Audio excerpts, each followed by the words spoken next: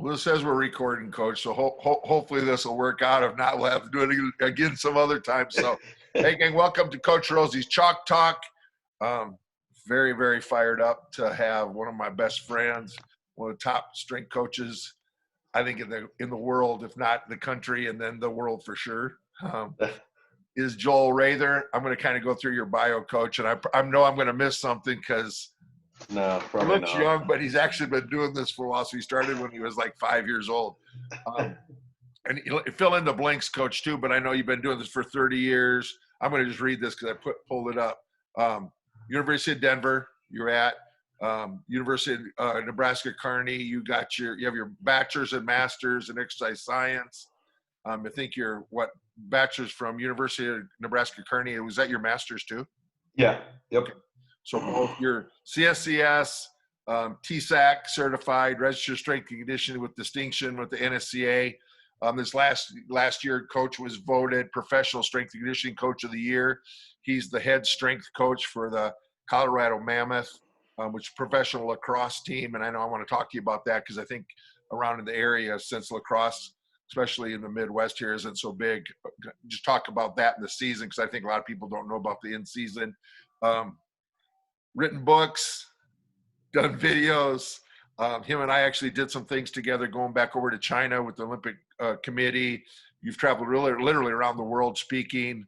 What am I missing, Coach? I know you've worked with literally, and what's fantastic, I think we kind of had both same path there, is we both had a chance to work with elite athletes, but we work everything from the youth to high school kids to college kids to, we've been blessed to be able to be and fortunate enough to work with some high level athletes. And I guess to kind of get into this, because we're going to have everything from, high school athletes to coaches. We push it to coaches, but even parents. What would you think? And I want to just ask you that question of, young kids training like pros, high school kids, like they see what a pro guy's doing, maybe on a video or see it in a magazine and think that's what I have to do to be at that level. How do you see and break down when you're training the little farts compared to those, your professional lacrosse players? Right. And welcome. Well, thank you. Yeah, no, appreciate it. Always good to get an opportunity to sit down with you. I know you kind of did our podcast here recently, which is awesome. And so, I think we could probably do one of these every single day, and you and I'd always have something to talk about. So, yeah. Anyway, question right out of the gate. When I look at, that, which is it's an interesting dynamic when you think about that, because I can recall, especially like when I was in a college setting, when I worked at DU, and I would always have tons and tons of people that would reach out to me and say, hey, I want to, is there any way you could give me what your basketball program looks like? I want to use it with my high school kids and or whatever. And people would always want to try and find a way to, compare or look at that like kind of next level. And they would always say like, oh, can I want to do this with these kids and this with these kids. And I, for one thing, the first thing I'd always tell them is like, well, how do you know that's appropriate for them? How do you know? I don't know anything about your athletes. I don't know anything about their training history. I don't know anything about their ability or level. And so for me, number one, as a coach, what I typically would tell them, like, it's probably not very responsible of me to just pass along a program down to a bunch of, kids that I don't know. And at the same time, I'll be the first to admit, like, who says my program's the best one that you're going to get your hands on? Like, what's your goals? And you have to look at some of those things and determine, like, what are you trying to accomplish, number one? And then number two, like, just because, you see a pro guy do it, and then obviously with the age of social media and the internet and everything else, like, we see so much stuff that's accessible to us that, we look at and a lot of times we want to emulate. And I usually will tell people, like, we have to stay focused on what's important. We have to stay focused on what our goals are. And then we have to make sure that, especially from a training perspective, that we're providing training that's applicable to whoever we're working with. So, it's great if you're a high school kid that wants to do something at college or pro guys doing or whatever, but you have to understand that those guys went through a process as well. And to get to there, you know, I've always kind of liked a saying, which is, you know, if we want to be, you know, a master of all these great things, our first order of business is to be great at the basics, and you know, be a better generalist and learn basic strength and learn basic footwork and teach you know, kids how to move and progress. And ultimately, regardless of where we're at, you know, I just started with an NHL player here a couple of weeks ago, off-season training, and you know what, he started at a very low level because I have to find out like what he's capable of. And you know, I don't just take into assumption like, oh, he's a pro guy, I should be able to throw anything at him. Like, it doesn't always work that way. So I think that there's a baseline for everybody when we start, and that we're going to progress and we're going to, you know, add or enhance or, you know, move up the scale as far as into, you know, more difficult things or more dynamic things or stuff like that, based on what the athlete shows, and not just take into assumption like, oh, as a high school kid, he probably can't do this. Well, you know, I've got college and pro guys I've worked with that, you know, struggle with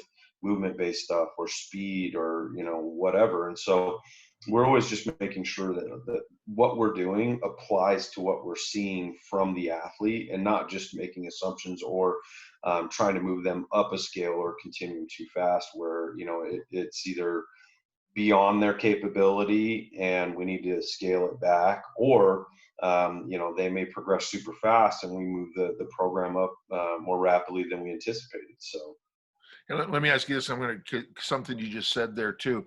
How do you distinguish? Because especially young coach, we've been doing this for a while. I'm an older dog than you, but you're doing it for a while. And so as we progress, like I always tell, you know, like I'll have some young coaches, interns ask like, well, coach, you still go to clinics, you still listen to podcasts, you still do that. You know, like what I tell people is it's not that I'm looking to change my whole training references, but if I could pull one or two things, how do you distinguish? And to tell maybe a young coach, like what's your process to say this is good information, or maybe because there's so much information out there, yeah. distinguish the good stuff from the BS. How do you kind of distinguish that, especially when you were younger? Because I've seen young coaches, they just take everything. It's like, well, I'm going to do all 25 of these things and put it into this package. And you and I both know that you can't do that. So, but how do you start picking those things and all of a sudden go, you know what, I'm going to, because I think you have pretty good at what you want to accomplish. And then all of a sudden say, you know what, I'm going to tweak this a little bit because I did hear somebody, or change my perception a little bit of, I need to start change that. How do you determine what you pull into a program, get rid of, and then the sources that you pull from? Right. Well, I think I'm very similar to you, where I'm always keeping an eye out for things. I think the older that you get, the better that you learn how to filter some things. You know, when you're younger, I think that's definitely a challenge, which is trying to sort through, you know, validity, and trying to sort through, you know, is something that I'm utilizing worthwhile? Does it apply? Is it going to fit into what I'm trying to do with a specific person or team? And so I think that's where you always have to start, is you have to look at it and say, does this fit, or does this provide me with a specific, you know, exercise or you know, approach to a drill or whatever that might be, that is something that I see as value to what I'm trying to do with that specific individual or team. And I think it's hard where, you know, contextually speaking, it may not always be right now. It could be something like, oh, hey, when we get to, you know, this phase of our program, this might be helpful to us when I get there. And so for me, it's like, I think you have to kind of box in like all these things where you're kind of creating lists, and you're creating a continuum of things. Like I just finished shooting a rotational training module where there's probably going to be about, I don't know, 10, 12 hours worth of stuff that's all based on rotational training. And by the time I got through that, as I started to kind of put things together into categories, you know, we had like 200 exercises that we demonstrated and went through that, you know, realistically in my head, I kind of sat down and went, holy crap, that's a lot there. And you don't think about it sometimes from that kind of perspective, but when you really start to put things together, and then at the same time you start to think critically about like, what's my process, like as far as how do I progress things, how do I add variation, how do I add regressions into things, where I look at everything that I do, down to mobility, down to soft tissue based stuff, and then from the ground up, basic things, and worked our way all the way up to what ultimately becomes the stuff that everybody wants to do, which is power based, dynamic, explosive, all these other things that are highly more integrated. And, you just going through that process, you actually take a step back and go, man, there's a long roadmap from where we start to where we want to get to. And so I think that when you start evaluating things, and putting that list together, over the course of my career, that list really comes from things that I've seen, things that I've watched, stuff that I've picked up from other coaches, stuff that I've read. And I say, I'm going to take a piece of this and a piece of this, and you start building it into what applies and what is useful to me, and not necessarily because I just like that exercise. Like, I think that's one of the things people can't get caught up in. It's like, ooh, that looks really cool, I just want to do that. Well, you have to determine, why do you want to do that, and how is it going to help, and is it applicable to the program or the person or the team that you plan on using it for. And if you can't answer those questions, to me, you need to take another step back and go, well, that might be useful, but it's not useful right now, or it's not useful in this context. And don't allow yourself to get caught up in things where you can't answer those questions, because otherwise, you're just randomizing and throwing a bunch of things on paper and going, well, let's just see if this works. And, I like how that looks. That's cool. So let's do that. Well, let me ask you this too, Coach, and I'm going to back up a little bit too. I know you train with the Mammoth, the professional team, but you also have a training facility. We'll talk about that in a little bit.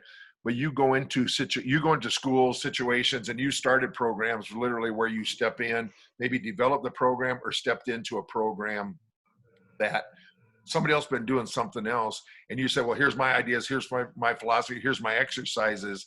How do you step into a program? And that's kind of what we do sometimes. We'll go into a summer program, and I know you do the same thing, to go into a school to try to say, like, I know my philosophy and what I want to do, but maybe they've been doing some different things.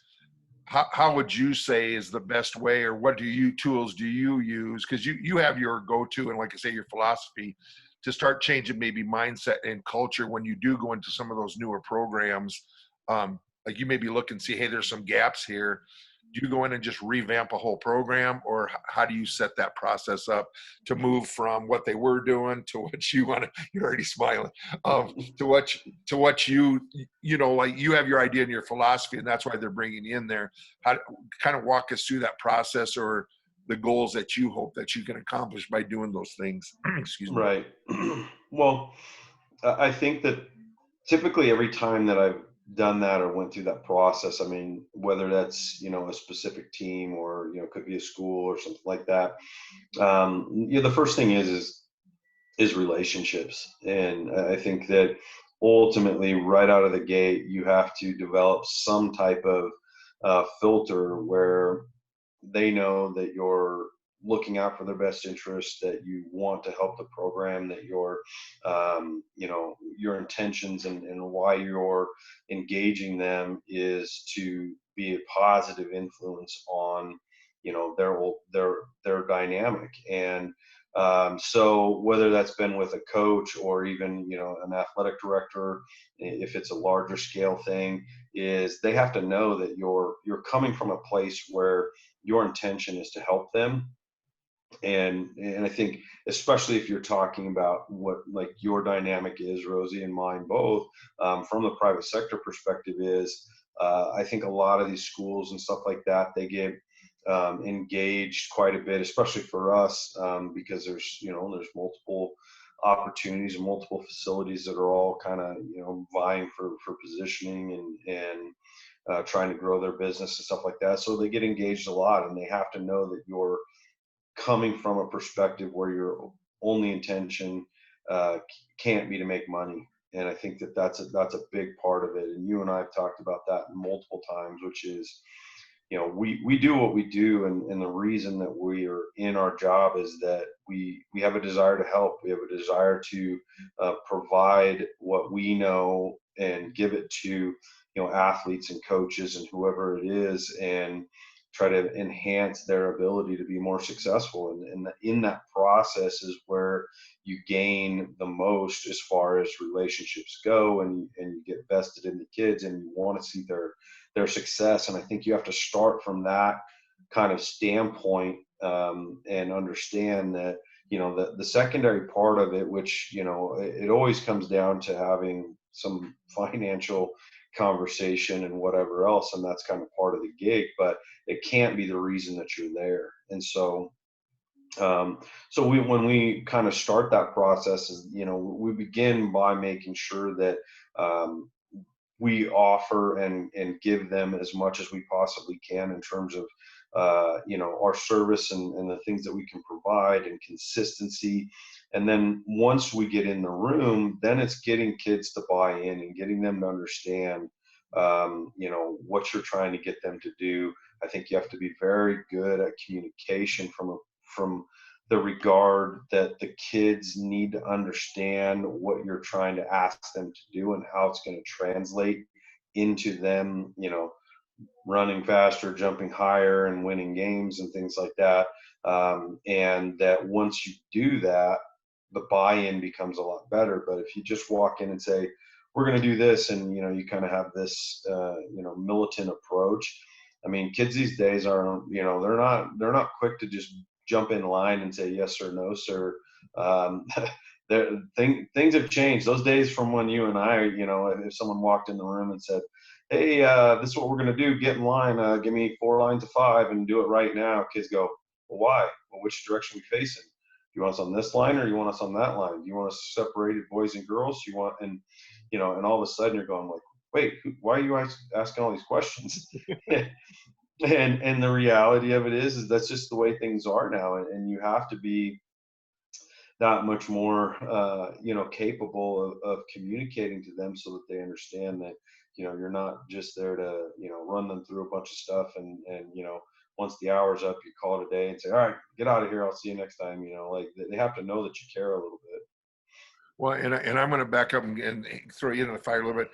I mean, I think people like you're talking about, you're making videos, you're working as a professional strength coach. But here recently, you just opened up a facility. And to me, when you look at that, it's like what you're talking about is giving back and really caring about the people and the kids. And when you go to the point of saying, I'm going to open my own facility with everything else you got going on, to me, that shows the caring that you do care about.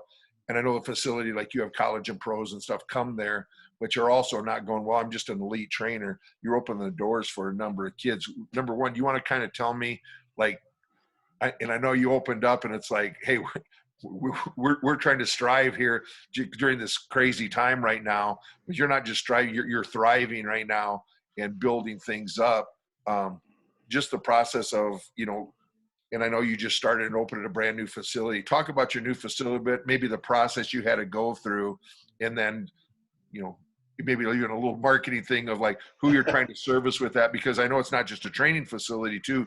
You guys are looking at a total, I said just a total performance training package is what you guys do. You want to talk a little bit about that and what you had to go through, and maybe even with some of the folks, because I know I have some guys listening, like with my intro, I want to open a gym, and I'm like, okay.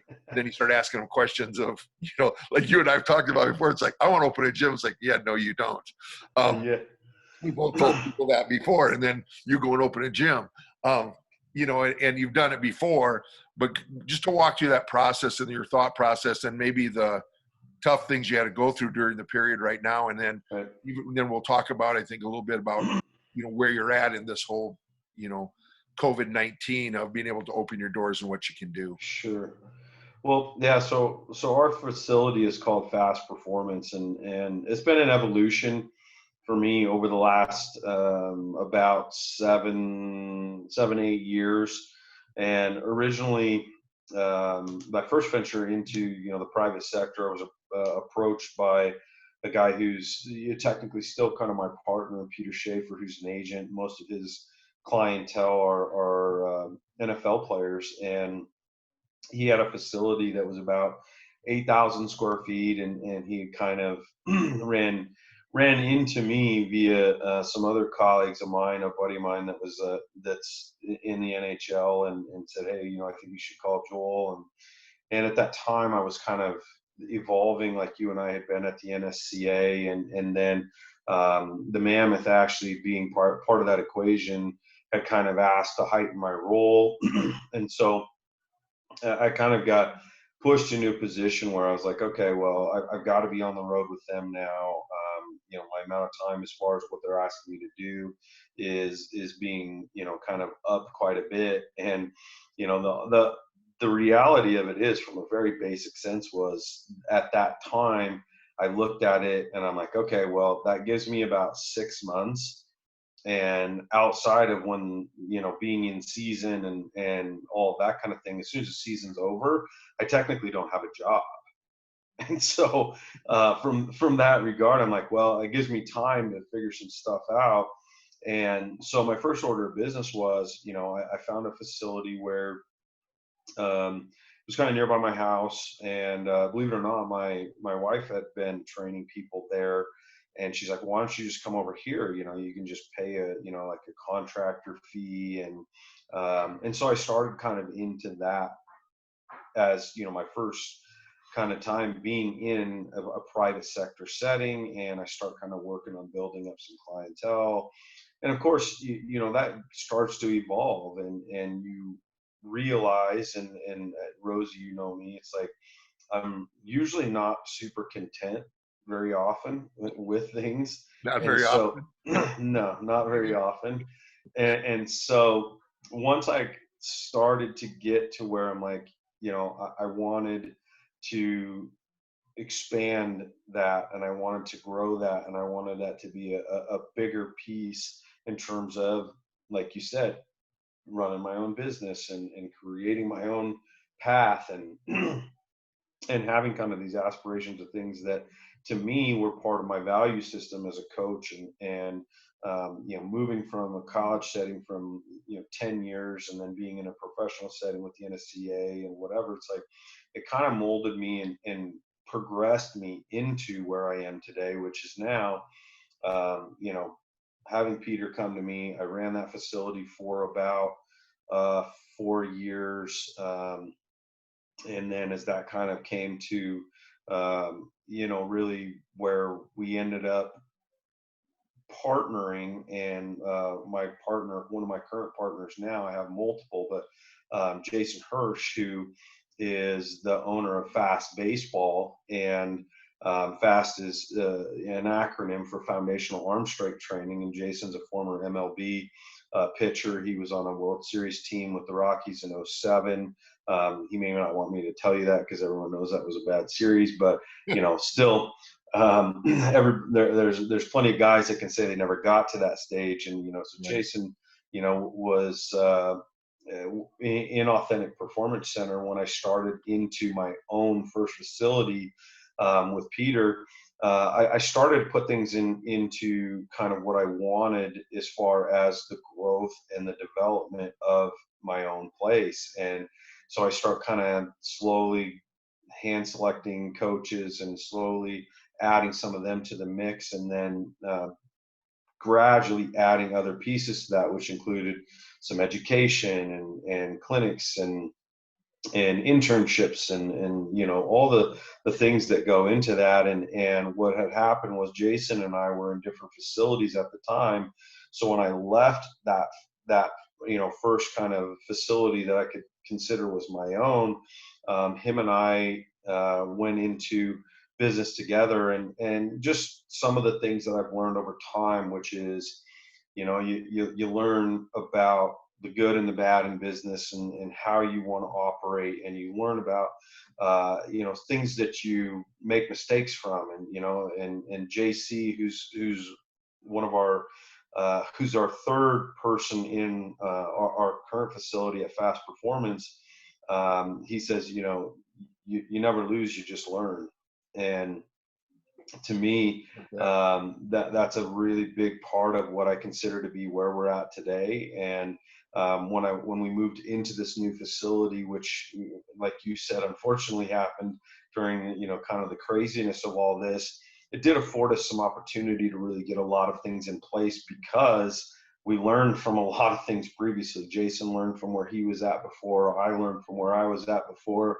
And then we were at another facility for a little while that just, didn't have the right dynamic. And, a lot of times you look at it and say, oh man, like, that's too bad. And, what a waste of time or whatever. And I look at it and say, no, we just learned a lot from that experience. And, yeah, I maybe didn't like all of it, and there were challenges in there, but what it did was it created and it took our lens and kind of like refocused us into understanding the things that we now look at and say, hey, this is what we've learned from that, and here's how we're going to advance, and here's how we're going to try to put some of those things into a new dynamic that hopefully will be better than where we were before. And obviously, there's no way for me to say, like, yeah, we got it all figured out. Like, it's all going to be good from here on out. Like, we're still going to make mistakes. We're still going to do things that, we'll probably look back on and go, yeah, that was not a good decision.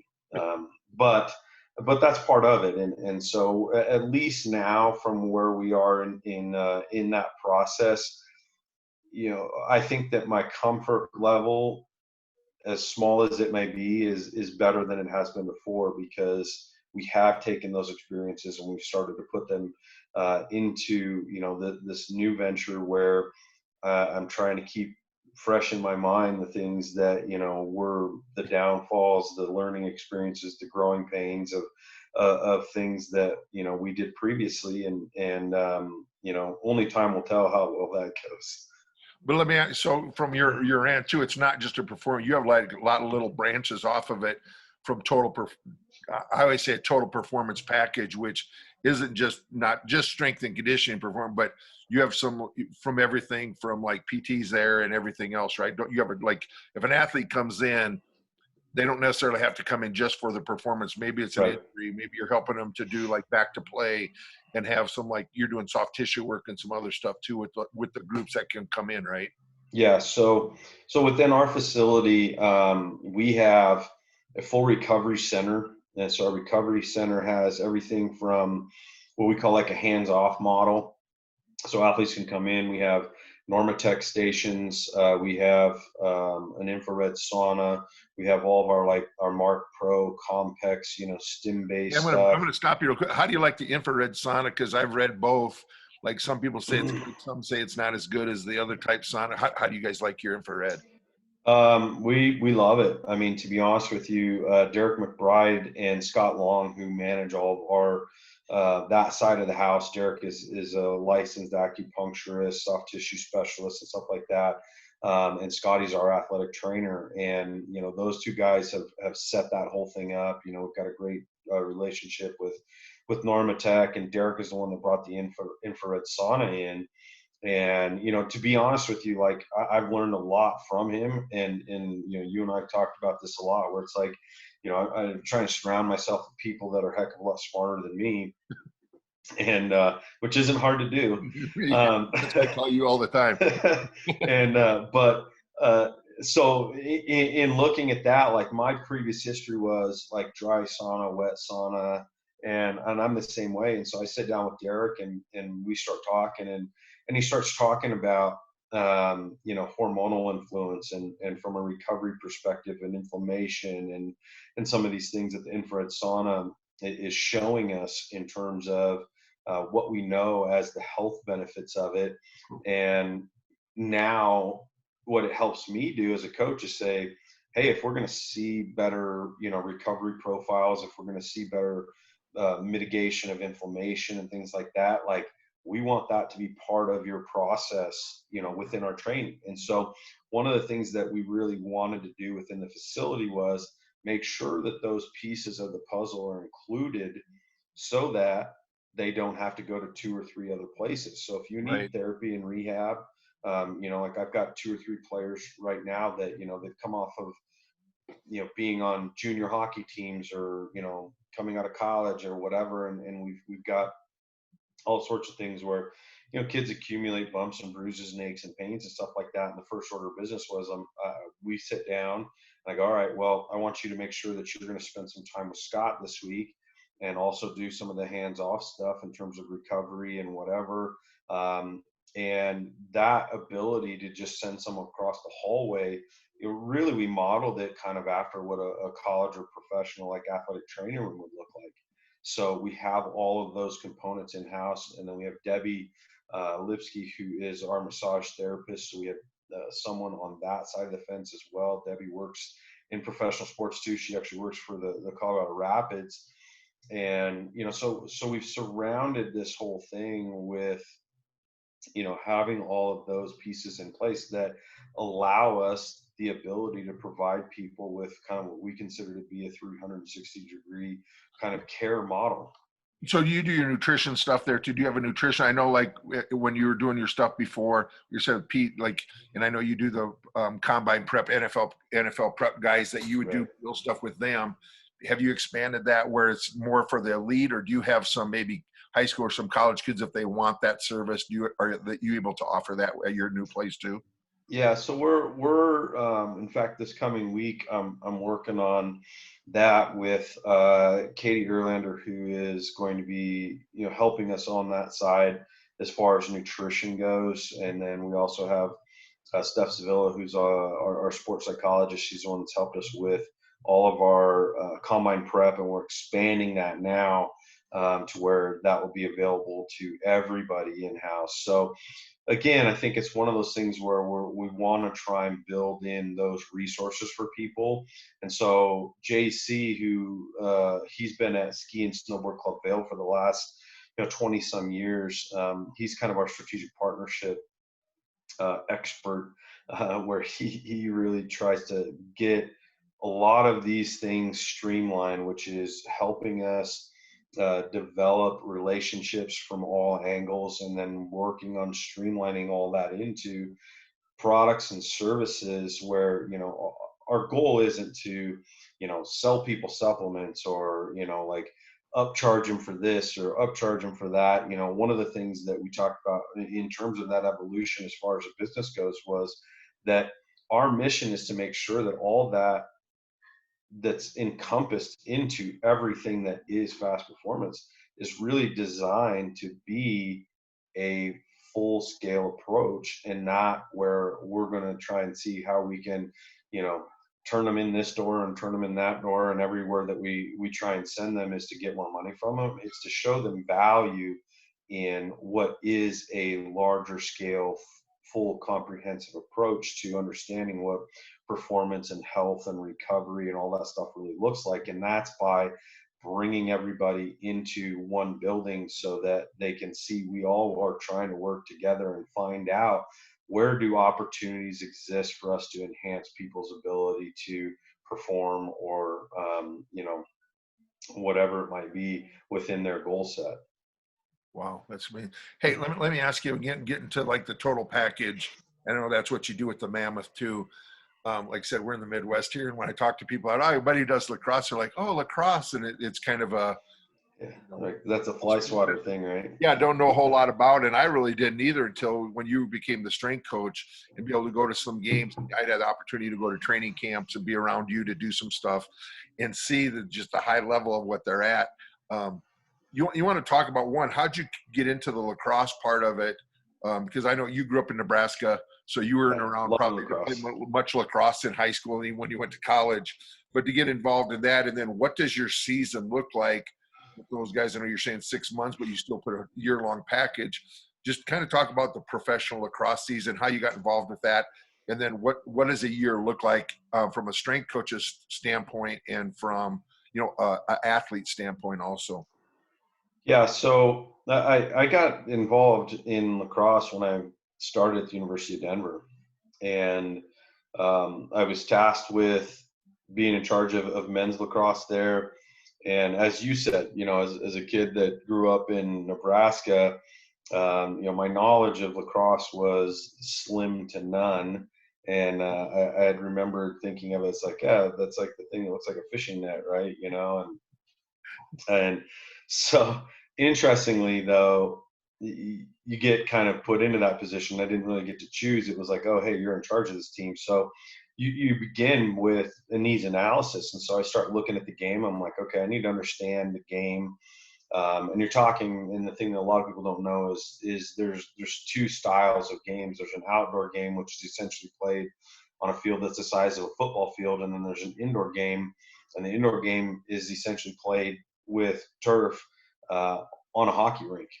And so the size of that is 82 feet by 200 foot long, and then a football field being 50 yards wide and 100 yards long. So two entirely different games. But my first experience was at the University of Denver, and the one thing that first and foremost came to mind to me when I started kind of looking at it was the fact that because I grew up in the Midwest, I really missed out.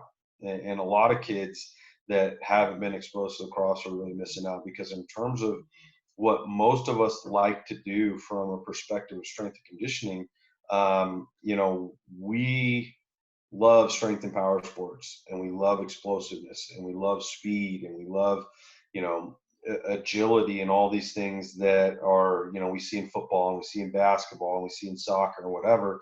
And then you look at lacrosse, and lacrosse is a fast, explosive, dynamic, highly skilled game. And so I started to really fall in love with it from that perspective. And so over the course of being at DU for a little over 7 years, we were recruiting a lot of Canadian players at the college level. And most Canadian players, for those that don't know, realistically are playing a lot of indoor lacrosse more so than American kids were at the time. And the difference between the two is that the hand-eye coordination, and because of a smaller space that's in the indoor game, a lot of these Canadian players were highly skilled, and their ability to catch the ball in traffic, the game's a lot more physical indoors because you don't have as much space to run. So guess what? Guys are getting hit more, and the contact and the physicality is a lot higher, which means that even just running down the field with the ball and things like that is just a much more difficult task to do. And so we were starting to recruit a lot of those players. At that time, it was Jamie Monroe, who was the head coach, and now it's Bill Tierney at the University of Denver. Started identifying that as a huge asset within the outdoor game as college players, because once they brought them from the indoor to the outdoor to give them all the space, a lot of these Canadian players are like, man, this game's easy. I can run all over. No one hits me. And, I don't have to catch the ball in as much traffic, and the net's bigger and all these other things. And so it was like a heyday for them. And again, you're talking early 2000s at that time. And now the evolution and stuff that you see with Matt Brown, who's the associate head coach at the University of Denver, has really tried to take that indoor game and evolve it and expose more American kids to it, because of the fact that, number one, it's a great game athletically, and kids, once they get a stick in their hand, they start to fall in love with it. Now, you and I have talked about even, like in Rapid City and stuff like that, where, right, you drop a lacrosse ball into some of these communities, and I know, like, being from Nebraska, like, it's exploding in Omaha and Texas and California, and it's realistically the fastest growing game in America right now. And what happens is it's like dropping a grenade into any town or community once it starts to gain traction, because it's catching and throwing, and kids fall in love with the stick and the creativity and shooting, and the fact that you're going to get to touch the ball a lot more than you would in soccer or you would in football or whatever, and everybody's involved. And so yeah, I think that those are the things that over the course of my career, it's exploded into where now, I've been at the professional level for 12 years, and, our season it's expanding. We used to start training camp the first week of, around December. And now we're actually starting training camp. Last season, we started the first week in November. And then we used to end in, early May. And now if the playoffs go through all of the scenarios, fully, our championship technically, even though we're not playing right now, would be this week and next week. So our season has gone from it being like December to early May to November to early June. And so it's expanded quite a bit. We play 18 games. I think that part of that expansion for us is that we've grown by 4 teams in the last 2 years, and what they want to what they want to have happen is, I think that our season's going to expand into probably about 24 games a season within the next couple of years. So, and that right now we're currently at 18. So. Well, so, and now to flip it completely, tell me a little bit about, I know you're starting to work with hunt, hike, harvest. Is that what, right? Yeah, you're definitely taking a tangent now. Here we go. Yeah. So, you it was not even a year ago. Year and a half. Been about a year and a half. Year and a half. Okay, Joel. For those that are watching, for my hunter guys out there, big hunter, elk hunter. The fun stuff. Here now we're talking. Now we're getting to the fun stuff. Talk about that, the relationship of hunting and how you're taking that profession, your love of strength and conditioning with your love of hunting. Just bring us up to speed on that, and how that whole thing happened and what you're doing with that program now too. Right. Well, yeah, I think the interesting part is, we've talked a lot about evolution professionally. I talk about, all the way back to, my early coaching days, at the college level, and progressing into, working for the NSCA, and then working towards being at a professional level, in sport, and then owning a facility, and you start to try to determine, like, what is it that you want to do, and how do you want to do things in your career, and what stimulates you, and all these things. And ultimately, as I've kind of talked about all this stuff that, I've done over the course of 20 years or so, the one thing that I think has become really kind of prevalent to me is that I still love strength and conditioning. I love the education aspect within sport performance and all these other things. And I'm involved on the tactical side, and you and I have done things on that side as well. And I find a lot of, I find a lot of really desire to do those things. And the one thing that's always kind of, eluded me to some degree is the fact that when I was a college coach, I was telling an intern this week, I'm like, I went 10 years without taking a vacation because of demand for what my job and everything else, just what was so much in terms of what my requirements were, and everyone, always needing my time and whatever else. And that is part of my evolution as a coach. Was when I got into the private sector, it was like, I'm trying to gradually work on gaining more ownership of what I do, and ultimately what I like to do.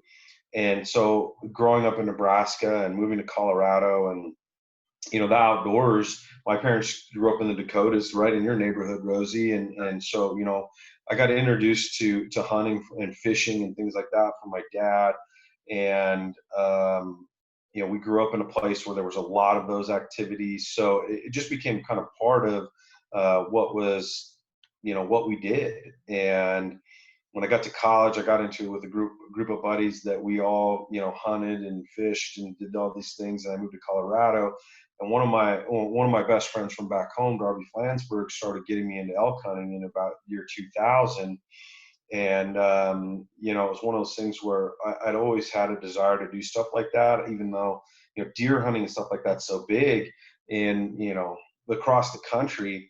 And I don't know why, it just never really intrigued me. It wasn't something that my dad did. We did a lot more like upland bird and waterfowl hunting and stuff like that. But I got into archery hunting, probably, I don't know, 8-10 years ago.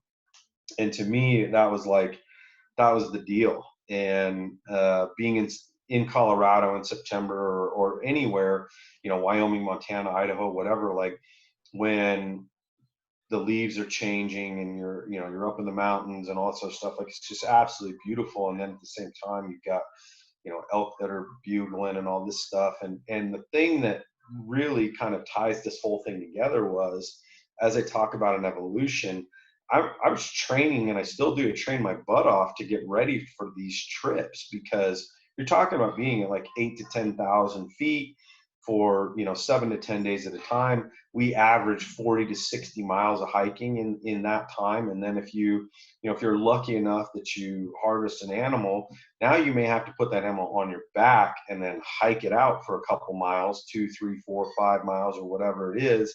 And it's no joke from a physical perspective. And so as I started kind of thinking of this about 2 years ago, I kind of thought to myself, well, what I do professionally and what I like to do personally really has some crossover to it. And that's where the concept kind of came from. And so Jason, who's my baseball partner, I've kind of drug him along into this thing, because he's as he retired from baseball, started getting into hunting and fishing and things like that. And so, of course, we're horrible influences on each other. And we start saying, well, we should just start an outdoor company, because we could train people and we want to get into that space. And so, Hunt, Hike, Harvest Outdoors was born, or what we call H3O for short. And so we started building things out. We use stuff like Train Heroic, like I know what you use, and we have available programs for people that, there's people that come from South Dakota and Missouri and, Ohio and whatever, that want to come up to the high country. And guess what? If you don't prepare for it, it's going to be a rude awakening. And so we're working on actually developing what I think is going to be kind of the first evidence-based training protocols that are designed specifically for hunters, big game hunters at high altitude. And a lot of it really comes from our information that we're gathering from a military perspective of soldiers at high altitude with packs on. And so we're looking at those demands. And that's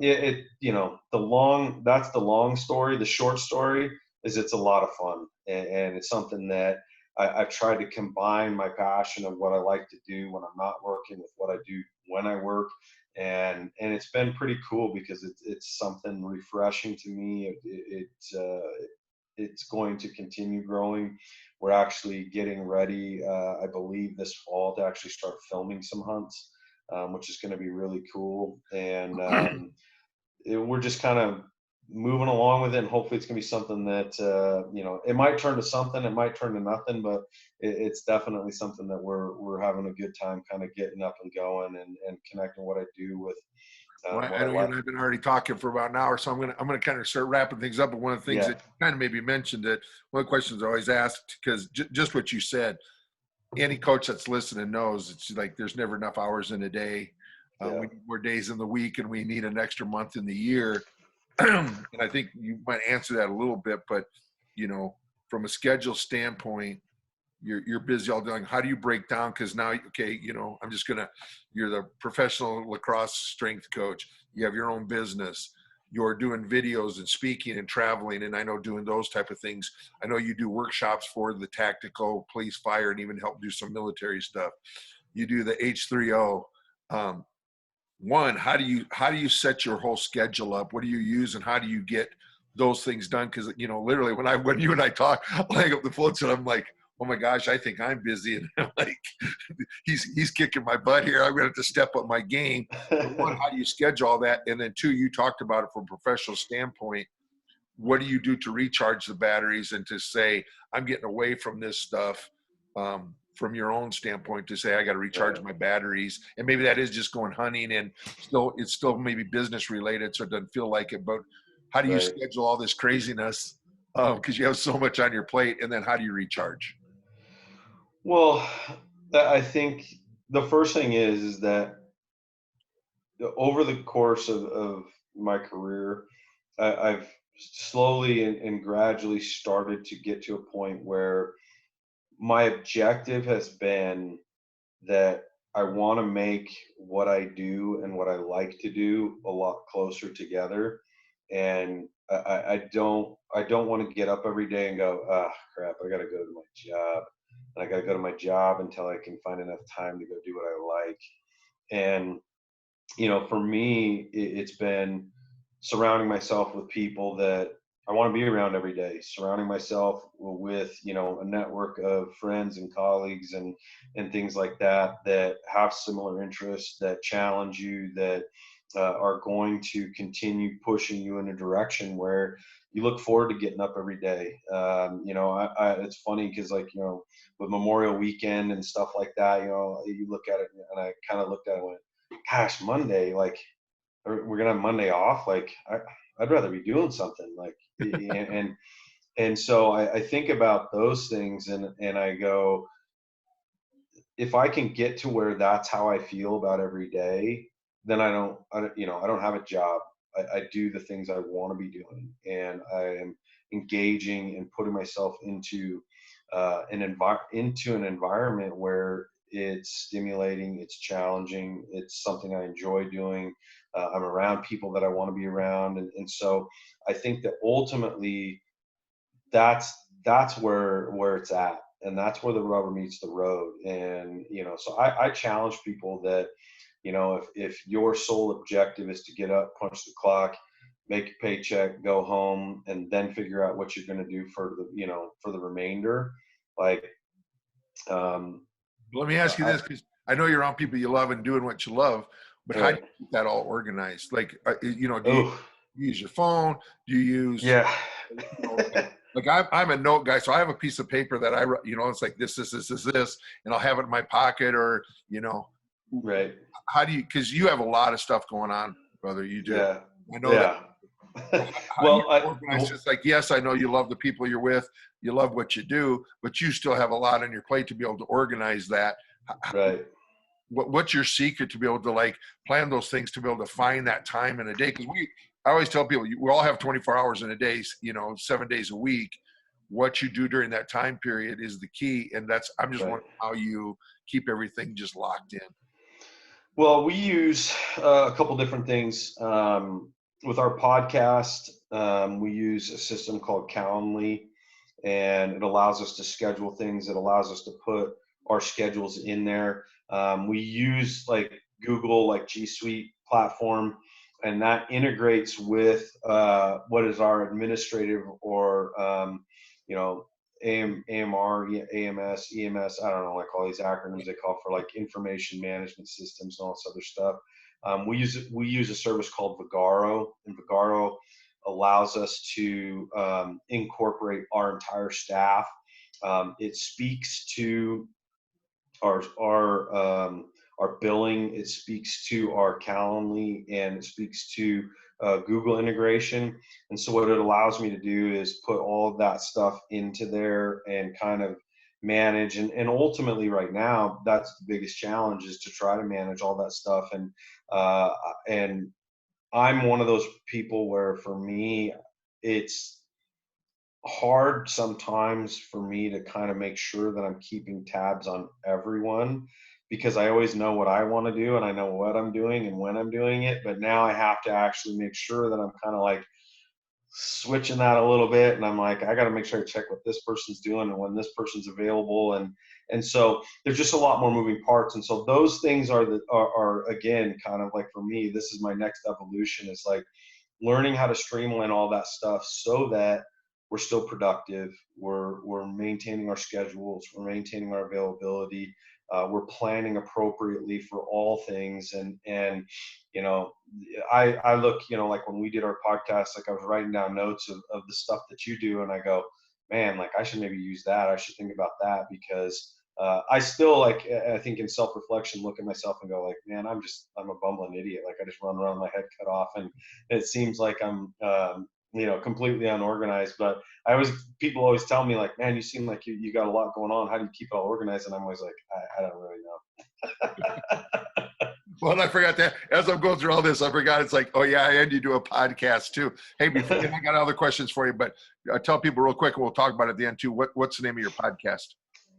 So we have two of them, Yeah. because you always got to have Oh more yeah, stuff. I got Yeah. two podcasts. Yeah. Yeah. Okay. Yeah. So we have the Fast Performance podcast, which obviously is everything about, you know, in and about training, everything from us having, doctors and therapists and stuff like that on to, we're going to talk sports psychology. We're going to talk training and program. We're going to talk about the art of coaching. We had you on, and we talked about, connectivity and how we manage improving our impact and stuff like that you do an awesome job on. And obviously, for anybody that's watching this and that knows you, I would encourage them to watch your episode, because it's a game changer for people to understand, like, how do you improve your impact. And then, so our Fast Performance podcast is one, and then we also have one for the outdoor side, the H3O podcast we call the Campfire Chronicles.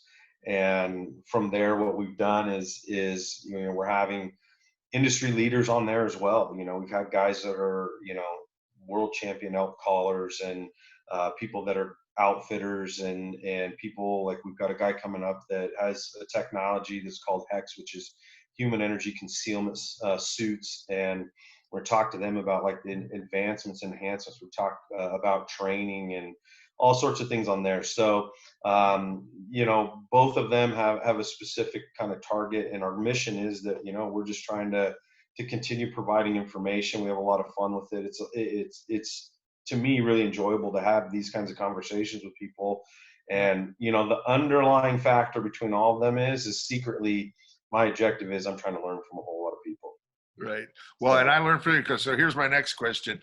And I just to tell the folks at home, Joel's my go-to guy when, like, okay, what book are you reading? So when we talk about books, because he's my guy I go to because he reads so much. I'm like, hey, so my question is, best 3 books that impacted anytime you've ever read, if you can think of it, best 3 books you've read that impacted most, the last 2 most recent books you read, and the number 1 book that you have on your list that's like, that's the next one I have to read. So three main impact ones, 2 that in the last maybe 6 months that you read that, like, Rozy, you got to read those 2. And then this is on the list, so anybody that wants to, like, and it might be, yeah, I know. Because here we go. We're together, actually, and I'm going to share. Joel came to Sioux Falls because we did a tactical thing with Sioux Falls Fire, and he's talking about growing up in the area. He had a chance to see his grandma who lives in Sioux Falls. But we were staying together in the hotel, and he's like giving me lists. So I'm writing this list down of the books, and actually those are the books that I think the last 5 books I've read are the 5 that you gave me. So give me your 3 if you can. I know you got a million of them, so it's probably pretty tough to do. Yeah. Maybe I should say 3 best professional coaching books. Oh boy.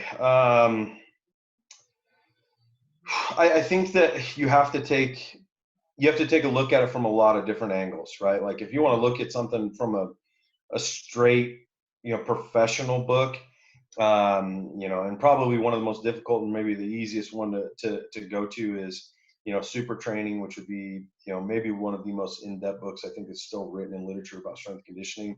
I don't know if anybody's ever read it. I think people resource it. I mean, it's just right. so difficult. And I guess I shouldn't say just training, because some of the books you gave me were thought processing to move you ahead.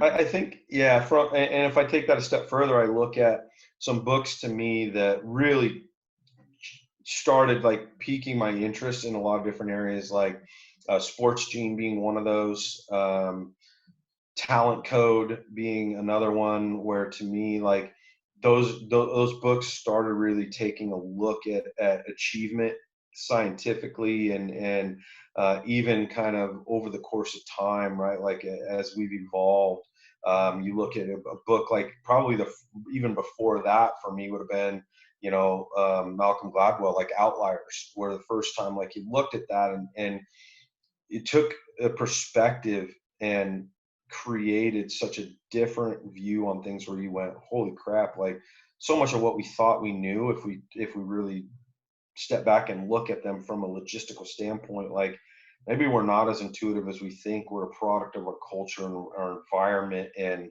evolution and things like that. So to me, those were some of the early ones. Then, I started kind of moving more into some other things where I'm really just enamored by achievement and people that do great things, So I told you about, like a book by David Goggins, and you look at his, he's very, very popular right now. What Doesn't Kill Us, Scott Carney, like, I know he just put out a new book called The Wedge. which is on my list. And to me, like, those books start to share with you, and I'm really always like, I'm constantly kind of motivated by seeing the lack of limits, as what I would say, that some people see in themselves and in humans in general, and what we tend to think we know from a scientific perspective. You take a person like Wim Hof, who, on a whim goes and jumps in the Thames River or whatever it was, and wakes up and has the wherewithal and the cognitive kind of consciousness to step back and go, why do I feel better when I did that? And you look at that, and he started to explore something that now the scientific and medical community, dove into, and has opened new frontiers in terms of the connectivity of the immune system and the actual physical body.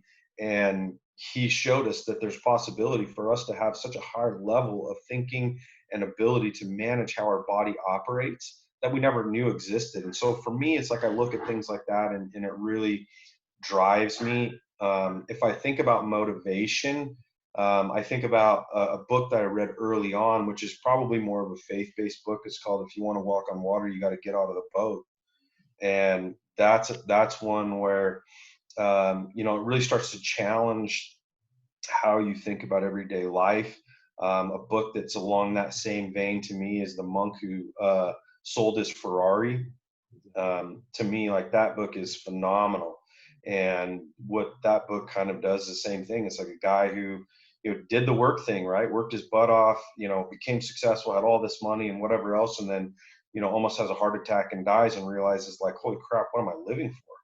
And he starts to reevaluate how he goes about, what he wants to have as, when he looks back on his life, and evaluate, like, what was my impact and what did I do? And to me, like, that one's pretty awesome. And then from a personal standpoint, what I would say is I go to books where, again, like, there's some achievement involved in it, is a book about a guy named Eustace Conway, and it's called Last American Man. And it talks about a guy who, really wanted to continue, and he still to this day continues to live very minimalist.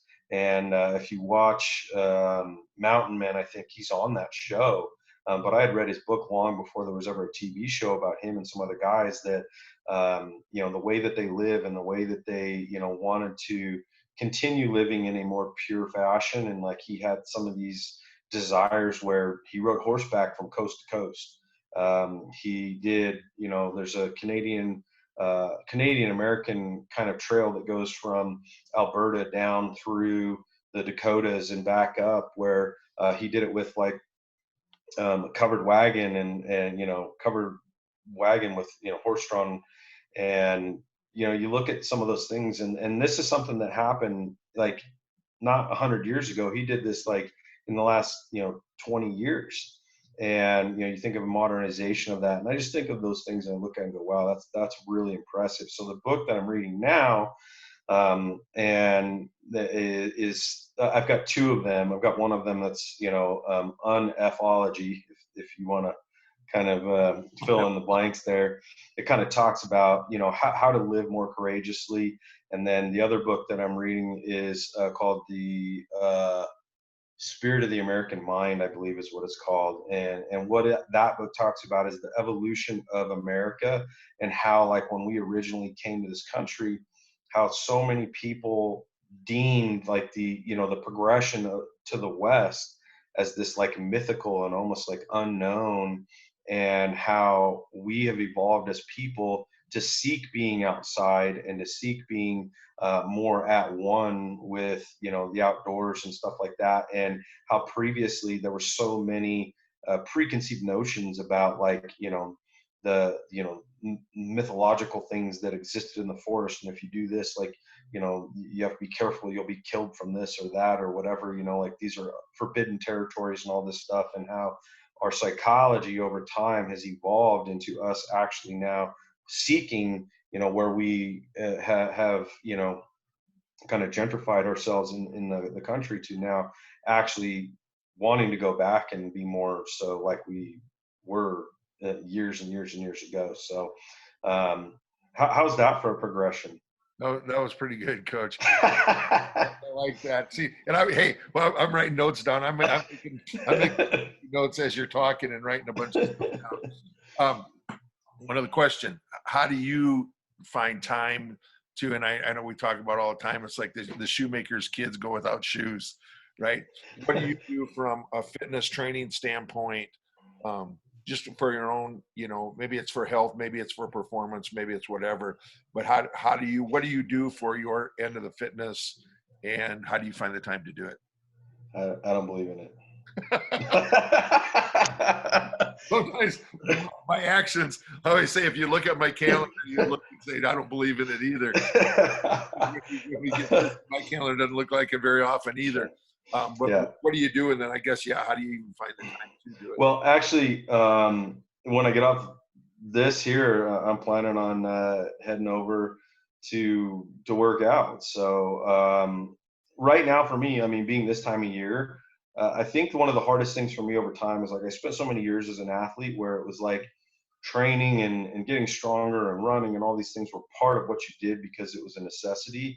And then you go through your 20s and early 30s where you're like, I still want to prove that I'm that guy, And so I always had a lot of pride from a strength and conditioning standpoint and I still do. And Rosie, you know this as well as anybody, like I'm a huge believer that if you're going to be in this field, you better have an ability to demonstrate, act, walk, and talk the part of what you're asking people to do. And the older that I get, the more challenging that is based on my responsibilities and the amount of things I'm involved in and whatever else. But it comes down to, I know when we have travel and things like that, like I try to get in workouts at hotels if I can, and whatever that might be. And then for myself personally, it's right now, this time of year, it's like I'm getting myself more into goal-oriented focus of like I'm planning for September and how difficult September is going to be for me from a hunting perspective.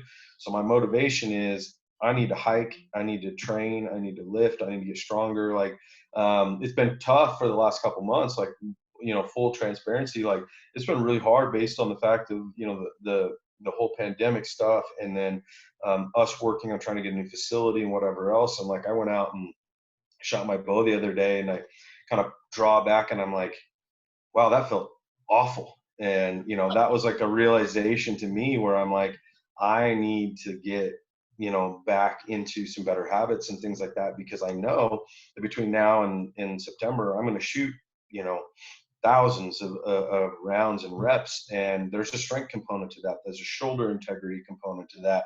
I know what the physical component is going to be. So for me, training wise, it's like I've moved to the point now where if I'm going to maintain being fit and those types of things, it's like I still have to have something in my head that I want to work for and work towards. And so some of it is just not to be fat, and some of it is I want to be able to do the things that I want to do.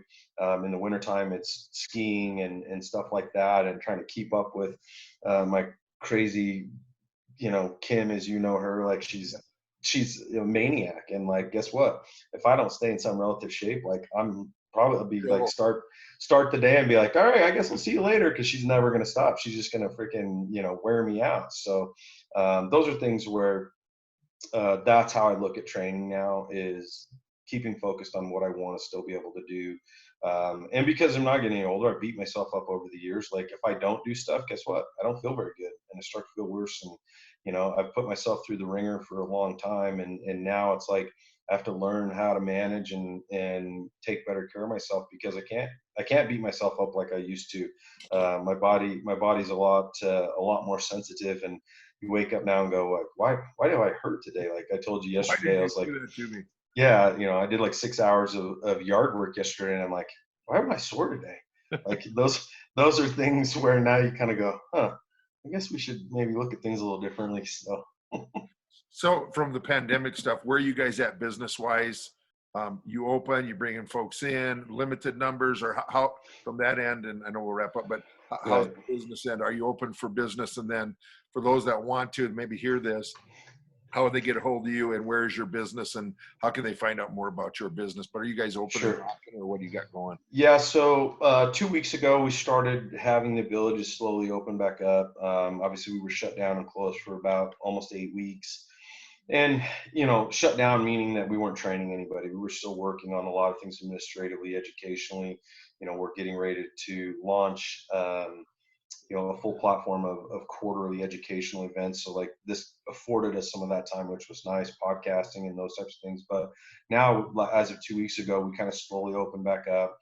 We took, all the things that people have said we needed to in terms of precautions. We looked at making sure that we do check-ins every day, and all of our, from a therapy side of things, masks and gloves and all that kind of stuff. And then at the same time, just communicating with people that work with us, that the standards that we're putting in place. Every athlete, when they come in, they do a symptom check thing, they wash their hands, obviously excessive and repeated cleaning, everything that you touch and put your hand on. We're doing our best from that perspective, mainly from the the approach that we have to ensure that we're doing that, whether we believe it, like it or not.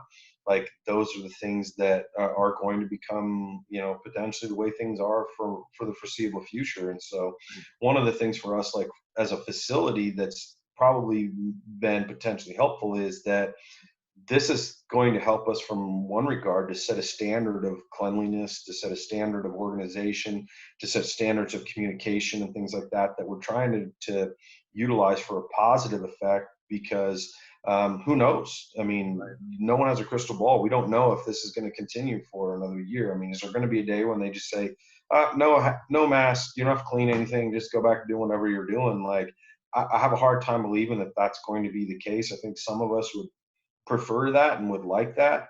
But, in order for us to run a business, it's important that we look at that and understand, like, we're going to have to abide by and provide the best that we can due to what's happened, Right. and take the right measures, because we don't know how long this will be. And it's important that we do our part to ensure safety. It's no different than anything else. Like, we have to provide an environment for people that are going to walk in our doors, that we're taking ownership and doing the things that we should to ensure the best results for people. And obviously that comes from a health perspective as well. Yeah. So if somebody wanted to get the whole, like, website, podcasts, and we can put I'll post this up under you, but because I'll have you get me that information so folks can go to it. But you want to talk about, like, your website, your 2 podcasts, how do you guys, like, information? So website is fastcolorado.com. So you can go to fastcolorado.com. I think you have to do the https:// thing in there or something like that. But fastcolorado.com. Social media, you can find us at Fast Performance CO in most of our Facebook, Instagram, Twitter, stuff like that. Fast Performance CO, meaning short for Colorado. And then our outdoor stuff is the same. You can go to hunthikeharvest.com. You can go to H3O, H3 Outdoors on Instagram, Twitter, any of those, and find us on that stuff as well. And then, me personally, I have my personal page and stuff like that. You probably won't be too impressed if you go there. Most of everything that I do on a personal perspective, if you just look me up on, any social media outlet, is I'm usually just telling you about what I'm doing professionally. I don't share, what I had for dinner last night, or, oh, hey, look at what I saw on the street corner when I was driving home. Like, this is not my thing. Like, I'm more about professional development, and the things that I do on social media are going to mostly do 10 push-ups or 6 hours of yard work. No, you're not going to find any of that footage. The closest thing you're going to find that's personal to me is you're going to see me post things that will be related to the H3O stuff, and that's about it. Yeah. So occasionally there'll be one sprinkled in there from some other regard, but almost everything is going to be related to what we do, professionally. And again, like, to me, that's what that's for. I do a little bit more on my Facebook page. I think that's where most people do things from a more of a personal perspective. So I do manage some things on there with friends and family and connections. But other than that, it's Fast Performance and H3O and Colorado Mammoth. So. Well, Coach, I appreciate you coming on, brother. It's always good talking to you. Like I said, I know you're always my go-to guy to call on different stuff. And, I appreciate it. It's good to see you. I know you're 100% busy the last 8 weeks too. It's like, oh, downtime, but there's been no downtime, and I know you don't have any. So I always love catching up, and I really do appreciate you taking time to come on the Chalk. Yeah, appreciate you, brother. Thanks for having me. Too appreciate it, gang. Hey, check next week. Joel Raether will have this up and have his links down below, and then just check next week, because every week Wednesdays 10 o'clock we're here with you. This is Coach Rozy CHALK TALK. See you next week.